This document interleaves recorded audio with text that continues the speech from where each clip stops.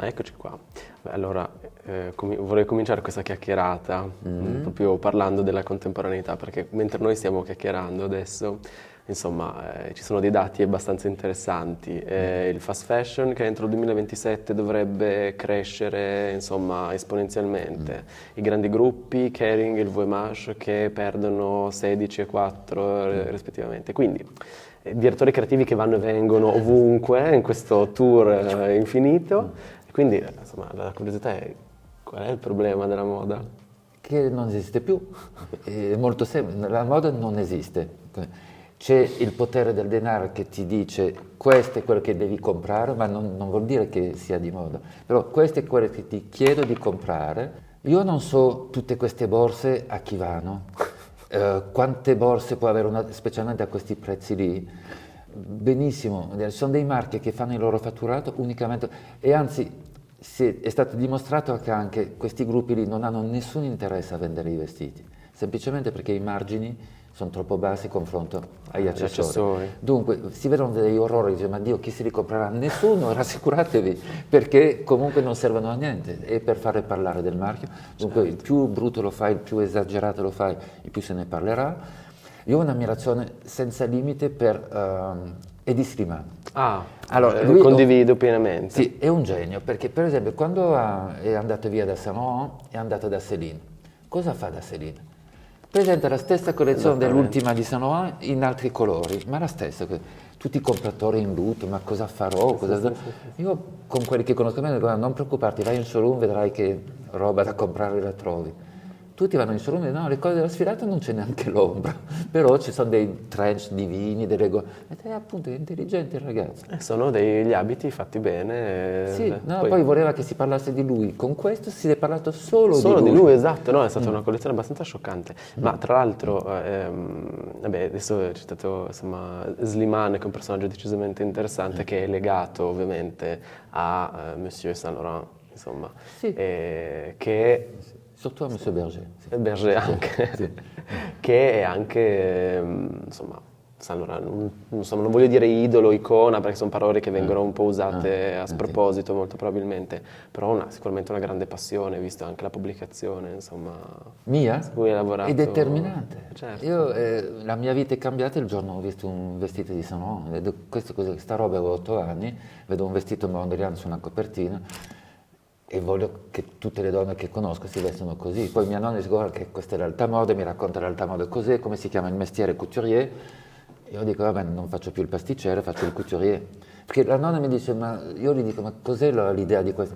Devi rendere felice, belle e felici le donne. Dico, che bel mestiere. Questo è quello che ti ha detto tua nonna? Sì. Che meraviglia. L'alta moda serve a rendere belle e felici le donne. Beh, alla fine. Sì, perché una contadina terra a terra, dunque chiama le cose come... E io trovo magnifico di avere come mestiere di rendere belle e felici le donne. Dunque, da golosa pasticcera dico, vabbè, questo posso sempre comprarmi dei dolci, ma voglio rendere belle e felici le donne. Attraverso gli abiti. E parte questa cosa lì all'età di 8 anni che è un delirio, perché come cambiavo mestiere tutti gli anni, prima era il pasticcere, poi prima era il garagista, poi prima era il cowboy. Poi... Il cowboy, certo. Meraviglia. Sì, sogno. Perché volevo essere il cowboy che difendeva i pelerossi. Mi ero già fatto tutto un programma. Film. Sì, perché trovavo che era troppo ingiusto questa cosa lì. Dunque io diventavo il cowboy che andava, insomma, utopia sempre, utopia sempre. E il garage era per colpo di Jacques Demy, che era ossessionato dai garage, e allora io mi vedevo la mia vita in un garage. Sì. Poi couturier speravano tutti che passava, e poi non passava ed eccoci qua. Perché speravano che passasse? È un po' la vergogna. Ah sì? Il bambino che vuole fare il sarto, siamo negli anni 60, 65. Io ho 67 anni adesso, lì mi trovo una famiglia di borghesi normali così, il bambino finché vuole fare il garagista va bene, e sperando che cambi idea. Il pompiere, tutto questo va benissimo. Sarto no. Sarto non andava... E alla fine...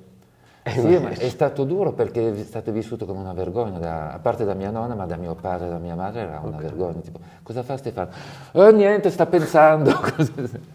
Sta ancora lavorando. Ma in che luogo siamo quando tu vedi il primo abito di Siamo in una piccola città di Provenza, al nord di Avignone, una città di piccola borghesia, di contadini, dove mia nonna è una donna fantastica perché è una specie di pioniera, aveva anche un negozio a un certo punto, perché dopo la guerra ha detto che bisognava aiutare questi americani che erano stati così carini ad aiutarci, quindi dunque vendeva i Levi's in un paese di 10.000 abitanti. Poi aveva nascosto degli ebrei obbligandoli perché loro non volevano. Le aveva detto venite nella fattoria, che no, venite, non si discute così, insomma era una tosta.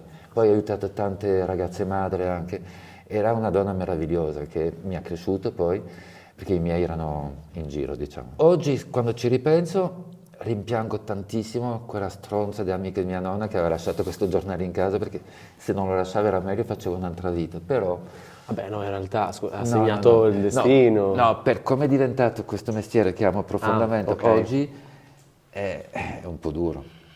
No, capisco quel per punto tornare di alla vista contemporaneità. Esatto, no, assolutamente, sono d'accordo, però in realtà penso sia uno dei mestieri più belli, insomma, io ho un avuto privilegio. una enorme, anche perché tutti i miei sogni si sono avverati. Io avevo come mito, non iconico, perché la parola iconico la metterai fuori legge. Sono d'accordo. Sì, avevo Yves Saint Laurent, visto il vestito così. Finalmente a 13 anni convinco i miei genitori che non posso più stare in campagna dai nonni, ma devo essere a Parigi con loro, e vado a Parigi con loro. Loro abitano a Parigi, sì. Quindi, ok. Nel frattempo mia madre si è risposata con un signore che è nel show business, che conosce Zizi Jeanmaire, e per me Zizi Jeanmaire è Saint Laurent, in scena e nella vita, così dunque vado a vedere lo spettacolo e divento pazzo di questo spettacolo e vado sempre al Casino di Paris, così a un punto che Zizi dice chi è sto bambino che è lì tutte le domeniche, gli vengo presentato e lei dopo un mese che ci vediamo ogni domenica mi dice ma che vuoi fare, tu il ballerino o il cantante? Dico ma mademoiselle no, io voglio fare il sarto e mi dice vieni mercoledì sera che ti presento Pierre e Yves. Io avevo 14 anni, come cazzo faccio a essere al Casino di Paris mercoledì sera? Troveremo una soluzione. E ci vado di nascosto. E lì incontro Berger Saint Laurent e con il mio bel accento di provincia del sud, che non cercavo assolutamente di nascondere, perché il problema dei parigini è che non ci sono parigini, sono tutti provinciali che cercano di fare i parigini, parlano tutti un po' così.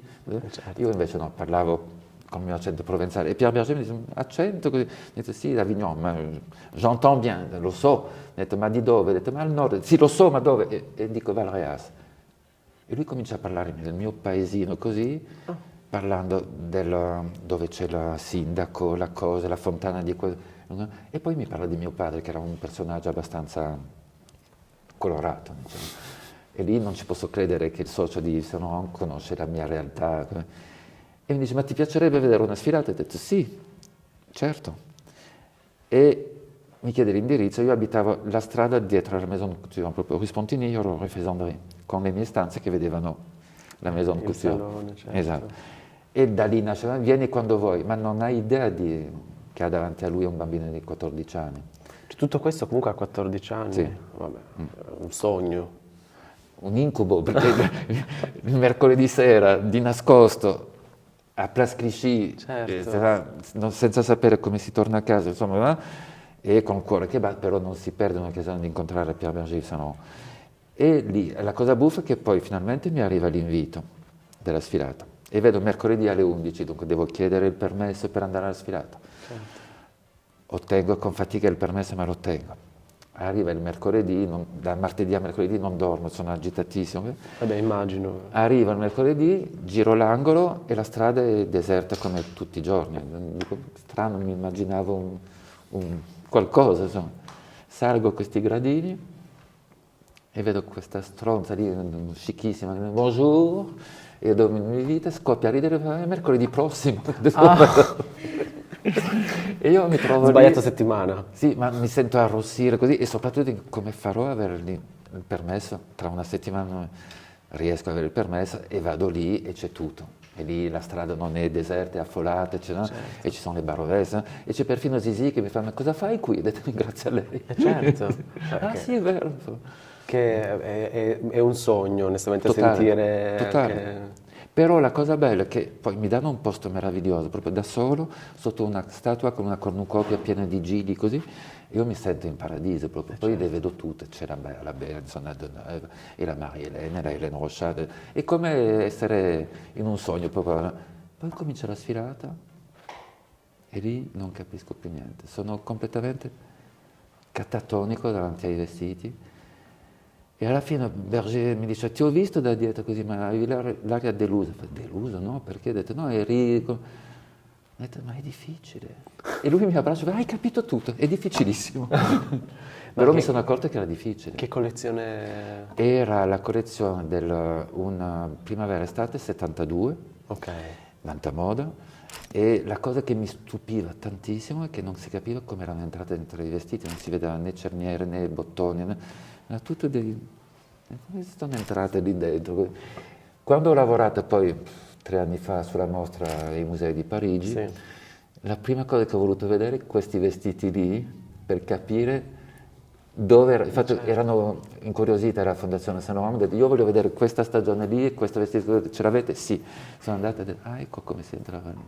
È veramente meraviglioso. Come... No, sono stato fortunato. Sì. E poi hai avuto modo anche di lavorare? No, Ok. mai. Perché avendo questa relazione amichevole, perché all'inizio non era molto frequente, però essendo vicino passavo ogni tanto e chiedevo di vedere Monsieur Berger, mai Monsieur Sanon, se si poteva, sì, allora andavo a chiacchierare con lui, poi andavo nello studio, vedevo Yves, poi andavo a casa a fare i compiti. Però fino a quando 2 anni dopo mi invitano ad andare a Marrakech per Pasqua. E io tutto contento, che bello, chiedo il permesso. E il piano mi fa: a chi? Ho detto: beh, a mia madre. Ma quanti anni hai? Ho detto: 16. Invito ritirato. No, ma 16 anni? Mamma, avevi 14 anni? Ho detto: sì. Ma perché non ce l'hai detto? Non me l'avete chiesto. Non me l'avete chiesto. Esatto, io ho sempre detto delle cose, ma questo non me l'avete chiesto. Ma chi poteva immaginare? Nessuno. Ma e quindi, insomma, com'era la Parigi dell'inizio, insomma, di quegli anni 70, che non è viva di più, insomma, vabbè, Saint Laurent, Karl Lagerfeld... No, Lagerfeld mica tanto. Ok. No, Lagerfeld sì, era... Beh, per me almeno. Io lo vedevo molto marginale. Insomma. A me piaceva solo Sono. Ci sta. Poi ho avuto la fortuna di incontrare Kenzo, che è stato l'altro, Sì. l'alter ego della mia formazione, e lì ero a posto. Tra Kenzo e Saint avevo tutto quel che potevo desiderare al mondo. Però la cosa è che, avendo il privilegio di un'amicizia con Pierre e Yves, e avendo visto degli amici che poi diventavano impiegati, come cambiava la relazione, quando è arrivato il mio turno, ho detto: ma cosa vuoi essere? Lavorare lì o essere amico? E molto pretenziosamente ho detto: meglio essere amico. Vabbè. E così sono andato a lavorare da Kenzo. Ma invece la tua avventura in maniera indipendente, quando... Insomma, il contesto, quando, come... Io in America lavoravo con Diane Furstenberg, che era proprio il contrario di quel che mi interessava nella moda, però mi interessava la sua storia, cioè, questa qui con una vestaglietta che riesce a diventare un nome importante della moda americana, e devo dire imparo molto. Da lei imparo una cosa che non può venire a un creatore maschio, che è questo bisogno di seduzione che ha una donna attraverso i vestiti, perché l'uomo sogna tante cose, ma almeno nella mia generazione non era l'idea uno non si metteva nei panni di una donna che vuole sedurre il mondo intero. Lei mi ha regalato questo, perché Diane è tutto sulla seduzione. Assolutamente. Infatti quando ho fatto il libro su Saint Laurent, alla lettera S come seduzione, ho chiesto a Diane di scrivere il pezzo, che ha scritto una cosa vergognosa, 3 righe dove parla di sé, tanto per cambiare. È un colpo mancato, perché poteva scrivere una cosa bellissima, infatti me l'ha detto anche lei dopo. Ma è andata così. Io ho lavorato con Diane per 3 anni, poi la mia vita è cambiata, sono venuta a vivere qui per la mia vita privata e ho fatto un anno sabbatico. In quest'anno lì è andato molto male per Diane, ha perso tutte le sue licenze, non perché non c'ero più io, che scadevano, non c'era un direttore creativo, non voleva dire più niente. E lei mi chiama esattamente un anno dopo la mia partenza con una proposta isterica, mi dice: ho bisogno di te perché le cose vanno malissimo, devo fare una linea d'alta moda e la fai tu. Io penso: Diane von Furstenberg alta moda fa ridere i poveri, però è un genio Diane, perché ha funzionato. Abbiamo fatto questa linea proprio lussuosissima, con un negozio fatto da Michael Graves, che all'epoca era il grande architetto del movimento Sozzas, Memphis e tutto questo. A New York? A New York, Fifth Avenue, nel Sherry Netherland, il posto più established che può esistere, e ha funzionato. La prima cliente era un po' barata, era Marisa Berenson, credo. Ah, sì, vabbè. perché erano amiche così. Poi Vabbè, insomma, un nome, Sì, no, nome no, da poco. no, ma Diana è brava in queste cose, non ma Isabella, insomma. Poi dopo, tipo Bianca Jagger, benissimo. Ok. La terza, lì stavo per svenire, Sissy Guest, che Ah, era certo. la wasp dei wasp dei wasp, che veniva a farsi fare una cosa, che sceglie una cosa divina, tra l'altro, e lì ero blaffato, perché sapevo che non veniva da Diana, ma la Sissy aveva scelto di... La quarta, Aretha Franklin, ho detto lì, bingo, abbiamo vinto. Ma che sogno. Eh sì, Vabbè, ma quindi no, Diana è un genio in questo. un genio nel senso di comunicazione, di... Essenzialmente di comunicazione, di proiezione, detto va bene, va male tutto, cosa devo fare per attirare? Se annuncio che faccio l'alta moda, sono tutti lì con i fucili puntati. Certo. Abbiamo fatto la collezione, è piaciuta. Dunque, con questo costava così tanto produrre in America che io propongo di produrre qui in Italia, per la qualità, il fatto che vivo in Italia, e facciamo una piccola società qui in Italia, Ok. con Diane, si chiama Diane Fifth Avenue. E finalmente le cose cominciano a ripartire, le licenze tornano e Diane mi dice basta, ho speso abbastanza soldi, chiudiamo la società e mi dice anzi te la regalo, ho detto, che me ne faccio? Ho detto, così cominci tu, ho detto, it's time you're going home. Io non mi piace a me essere in prima fila, adoro lavorare Backstage. dietro, Zorro, per me l'ideale è Zorro, una maschera, no? Lasciatemi lavorare, però dico va bene mi lancio e con questo nasce la mia azienda. Ah, ok, quindi è nel senso... Per caso. Grazie a Diane Von Furst, ma Sì. no, scherzo. No, no, sì, Scherzo. grazie a lei. Però a questo punto io cosa penso? Dite, cosa sono? Perché sono pazzo di Saint Laurent, sono pazzo di Kenzo, ho 6 anni di Fürstenberg. Cosa sono? Dunque decido di azzerare tutto e di fare solo clienti privati per cercare di darmi un'identità. Ok. Per fortuna, Milano, essendo Milano, c'è un passaparola velocissimo, mio compagno conosce tutta la città, fa una cosa meravigliosa, l'ho visto fare, ero stupidissimo, prende il telefono, tesoro del vino, senti c'ho un amico che fa dei vestiti di vino in via Chiaravari, chiamalo ora, boom. Tesoro c'ho un amico che fa 20 telefonate così, dal giorno dopo comincia a ricevere queste telefonate di gente che per fortuna piacciono i vestiti, comincia a venderli e mi faccio subito una clientela meravigliosa. La clientela della Milano, Da insomma, Milano bene, della sì. Milano bene, Sì, esatto. però per fortuna come sono giovani, sono quelle della mia generazione, ma anche le loro madri che dicono, ah ma è divino, infatti il più grande complimento è che molte erano delle clienti Saint Laurent, Rive Gauche degli anni 70, mi dicono, ah mi sento bene con i vestiti di Saint Laurent, e lì per me, wow! Quello è un complimento enorme. Il complimento. Certo. E comincia questa cosa lì, fino a quando... E qua siamo più o meno nel...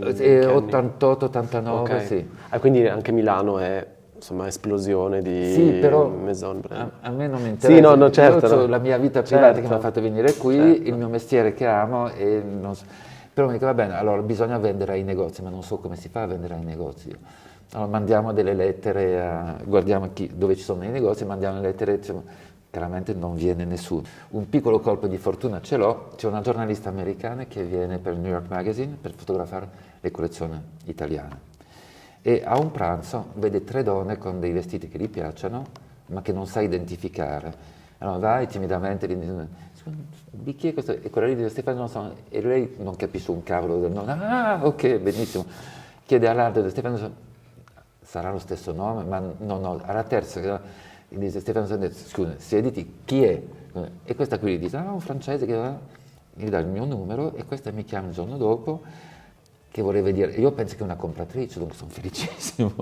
Invece scopro che è una giornalista che in più fu la prima a fotografare il primo vestito d'alta moda di Diane a New York, che era un vestito che adoravo, in più in lino stampato a giornale, tipo un omaggio a Dior dei tempi vecchi. E dunque lì capisco così, e lei mi dice, no, fotografo questo, e io sono tutto contento, da me non ho un punto vendita, ma intanto piace ai giornalisti.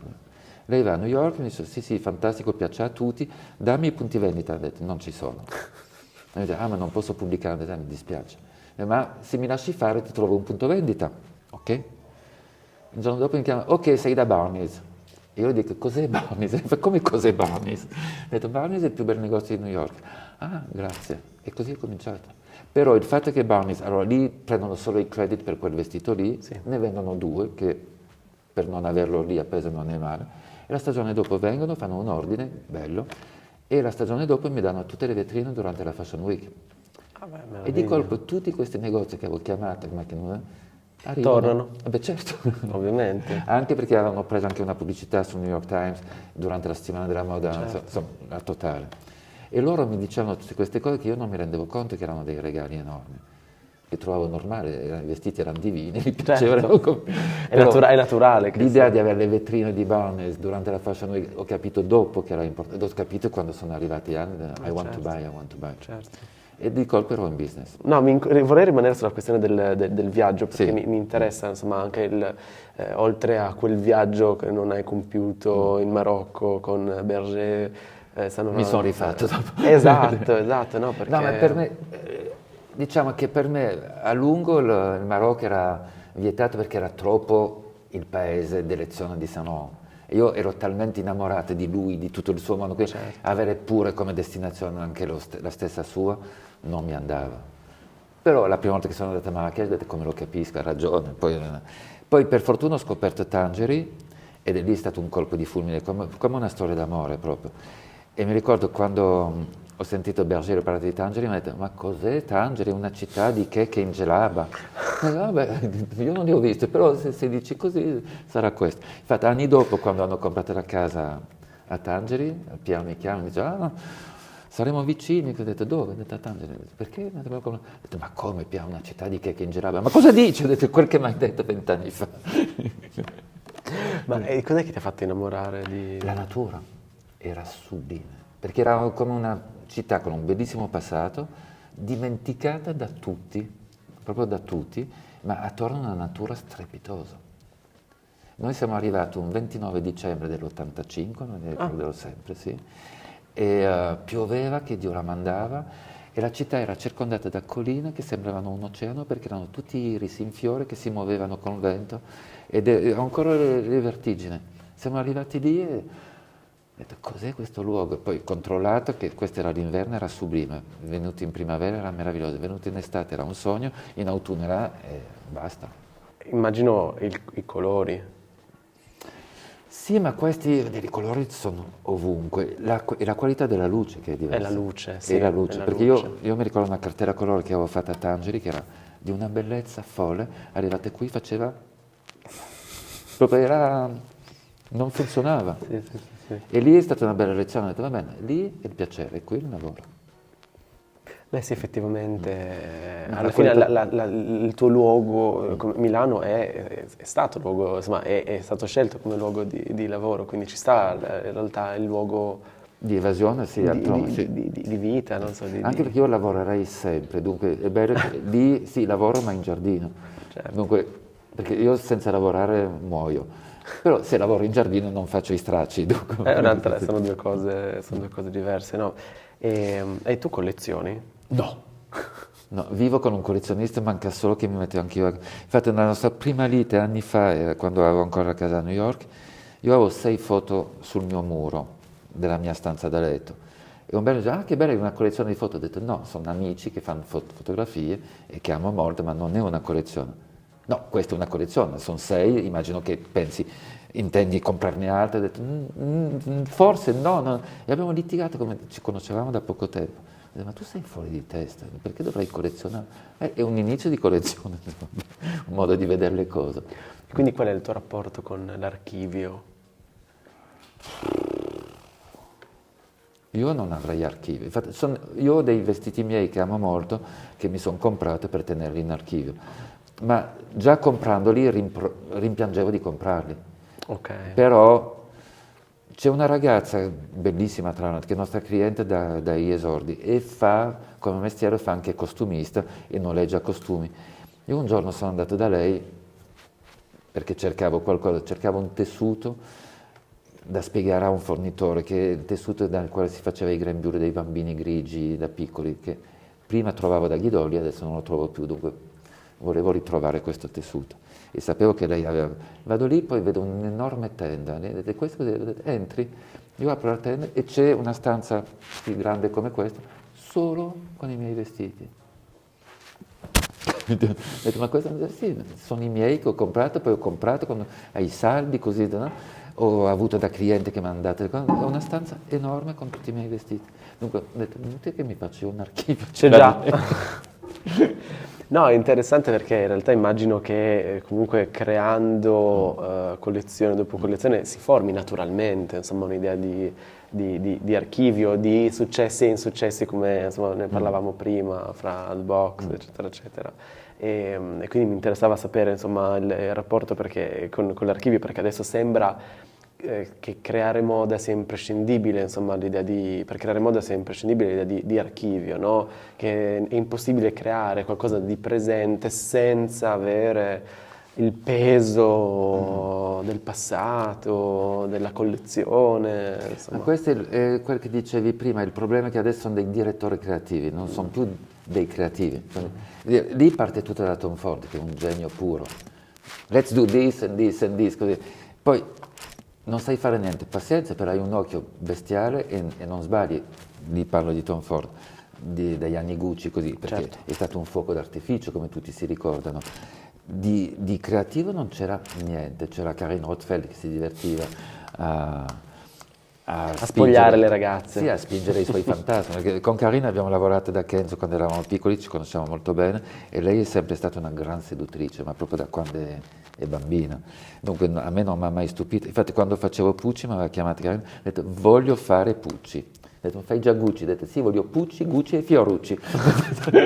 Tutti gli ucci. Perché c'era una canzone degli anni 70 che era che diceva Pucci, Gucci, Fiorucci, così. Ah, ok. Dunque lei ha fatto riferimento a questa cosa lì e infatti quando l'ho proposto poi alla Maison Pucci mi ha detto è una sua amica, ho detto no, non è perché è una mia amica, perché è la migliore che c'è in giro, però alla fine non è stata scelta lei, è stata fatta un'altra scelta più politicamente italiana. Un disastro. Si può sapere? Sì, no, è stato scelto di lavorare, diciamo, con la Condé Nast italiana, Ok. con la stylist da Condé Nast italiana, che era una mezza calza bestiale. E, però, vabbè, è andata così, che è un peccato. Vabbè, no, insomma, nelle tue collezioni, insomma, nell'archivio che si è formato naturalmente, c'è qualcosa, c'è un pezzo, un capo, una collezione che, lo so che è una domanda probabilmente banale, No, però non è banale, che ti ha lasciato qualcosa di, non voglio dire il tuo preferito perché secondo me non è, penso siano un po' tutti figli, no? Ma sono tutti figli, ahimè, quelli brutti, quelli belli, ma figli miei sempre sono. figli, Sì. ma qualcosa che ti ha lasciato, non so, che ti ha lasciato qualcosa in te, nella tua crescita come creativo. Allora, da una parte c'è questa storia dei nodi, dei vestiti che si chiudono con un nodo, che per me è un grande gesto erotico, perché mi piace la velocità con la quale uno si mette e si toglie soprattutto quel vestito lì. Infatti mi ricordo la prima sfilata che fece con questo, la giornalista di Rai 1 che non veniva mai, è la prima volta che veniva, così, e dunque tutti erano eccitatissimi perché c'era Rai 1, come se fosse una cosa importante. E questa arriva e mi pianta il suo microfono così, la sua sfilata in 2 parole. Io la guardo e dico, è sicura? L'ho detto in 2 parole, ho detto benissimo, scopata veloce. Era un trip di Tangeri, vive nella collina, c'ha il marito, i figli, così sta benissimo, è una bella casa, però c'è anche l'amante in città, dunque cosa fa? Dice vado a fare la spesa, va lì, si toglie sto vestito con un nodo così, si farà la sua bella scopata, si rimette il vestito, fa la spesa e torna a casa e tutti felici, tutti. Io adoravo questa storia lì. E per Rai 1 non andava, pazienza. Va bene, però in realtà l'immaginario è incredibile. Era questo, poi se mi dice, io lo so che Rai 1 sono cattolici e tutto questo, allora li posso, se non mi fai la... Poi, e in più c'era l'idea anche del cazzo di questo microfono che ti pianta davanti a te, nella sua scoppata veloce, perché era la verità.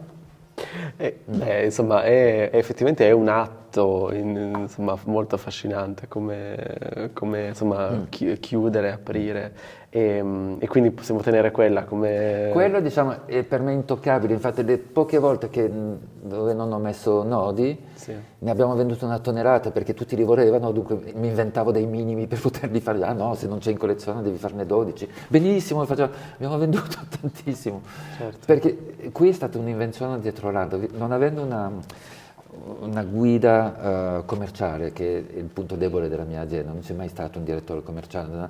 Ci reinventavamo. Pensi che sia il punto debole? Per me no, però mi ha dato una libertà enorme. Certo. Perché io la cosa che avevo di importante, facevo delle collaborazioni con delle grosse aziende e li facevo guadagnare tanti soldi. Dunque, e questo lo devo a Beppe Modenese, perché Beppe era andato in giro a dire a tutti che ero bravissimo, ma solo capace di fare l'alta moda. E non lo sapevo, poi mi è stato detto, allora l'ho chiamato e ho detto, Beppe, ho detto, perché dici questa cazzata? Ho detto, senti, ho fatto 6 anni di Fürstenberg, ho detto, mass market, so cos'è. Ah, ti metto alla prova. E mi fece avere un contratto che andò benissimo. E da lì ho fatto diverse esperienze con quasi tutti i gruppi italiani, e dove non mi divertivo molto, però era un modo di finanziare la mia azienda, e lo facevo onestamente. Cioè, ho avuto delle esperienze bellissime, Pucci è stato meraviglioso. Poi ho avuto una sfida da Diego Della Valle per inventare la donna Fay, perché Diego, che pensavo di non apprezzare, invece ho apprezzato molto, aveva questa giacca con i ganci, che era stato fenomenale perché Luca Montezemolo aveva data a Gianni Agnelli, dunque tutti volevano sembrare Gianni Agnelli e tutti si compravano questa giacca lì. Benissimo. L'idea era di vestire le donne in fei, dunque cos'era? Avevano cambiato il senso dei ganci, la stessa giacca, quindi un cesso di giacca. E Diego non capiva come mai non funzionava. Allora, una giornalista ci presenta e lui mi spiega che vuole la donna fei e mi fa vedere cosa fa, e mi dice, ma il suo uomo Fè non vuole una donna acconciata così, casomai sua sorella, ma non la sua donna.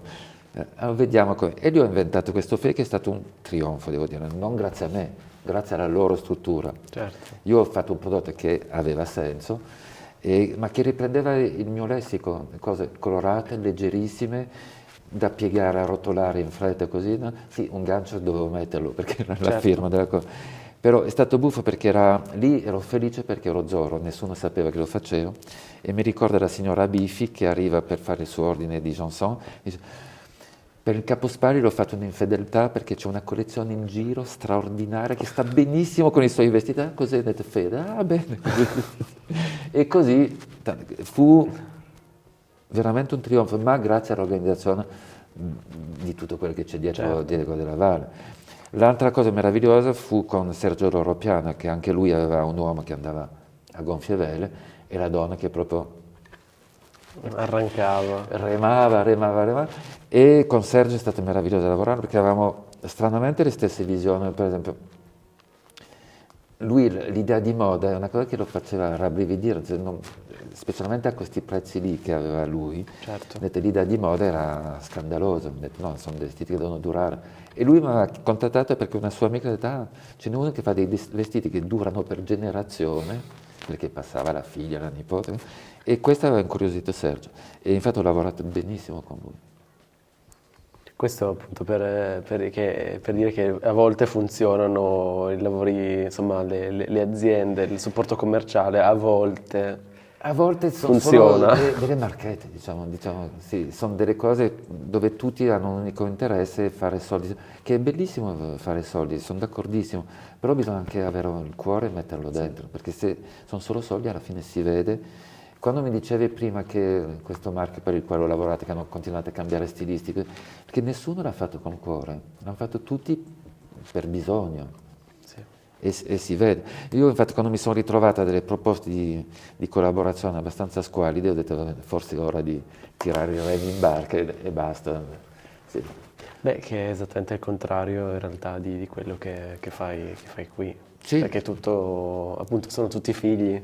Sì, è tutto ma io ho visto, cuore. per esempio, quando ho smesso di lavorare da Loro Piana, chi mi ha chiamato per prima? I 2 concorrenti diretti di Loro Piana. Ho detto, no, non vengo con tutto il know-how di Loro Piana a darvelo a voi, non si fa. E mi guardavano come tipo, ma sei scemo?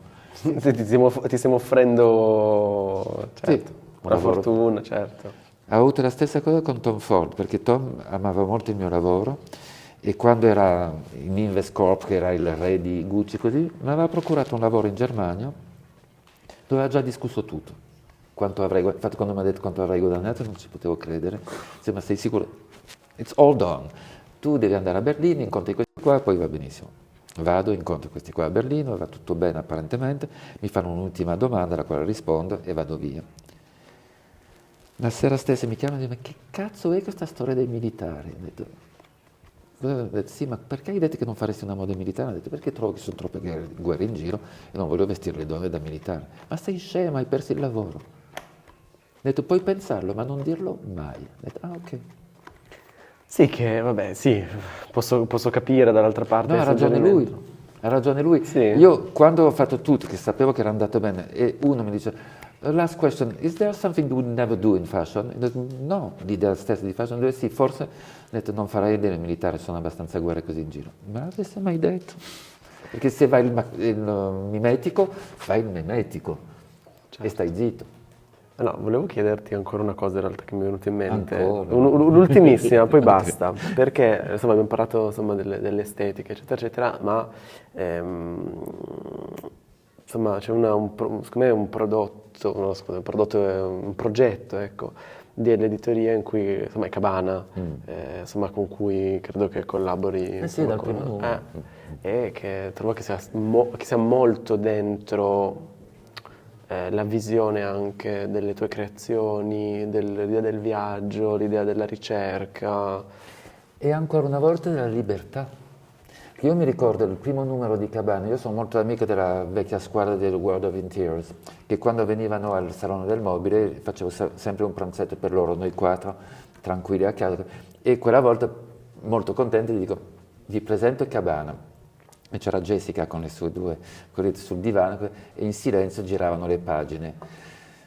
Dopo 10 minuti dico, se vi fa cagare mangiamo. E Jessica si ricorda e ha detto, shut up. E vabbè, non gli piace. Poi dopo alla fine dico, ma ti piace o non ti piace? Ha detto, freedom. Ah, perché era l'idea con Martina in partenza di questa freedom. Ha detto, se arriva così, ho detto, ma spiegati, ho detto, guarda, noi siamo stati uno dei giornali più liberi del mondo, di quel settore lì. Quando abbiamo venduto a Condé Nast, purtroppo hanno cominciato a dirci, sono le cucine, sono i bagni, sono le cose così, che erano investitori pubblicitari. E non abbiamo più questa libertà, ce l'abbiamo ancora un po', ma qui in Cabana vedo freedom. libertà. E per me è stato il più bel complimento, infatti ho chiamato Martino e guarda, ce l'abbiamo fatta, anche loro dicono freedom. Ed è per me la parola libertà. Adesso hanno fatto un articolo su di me in Spagna e si chiama Libertà, perché non mi rendevo conto, ma parlando con il giornalista, lui alla fine mi ha detto, ma tu sei una bandiera per la libertà? Ho detto, beh, grazie. È vero, insomma, gli incontri, i viaggi, la creazione libera, il sapersi muovere, no? E fare è La un cosa più dono. difficile per tutti è di essere se stessi, non è facile essere se stessi.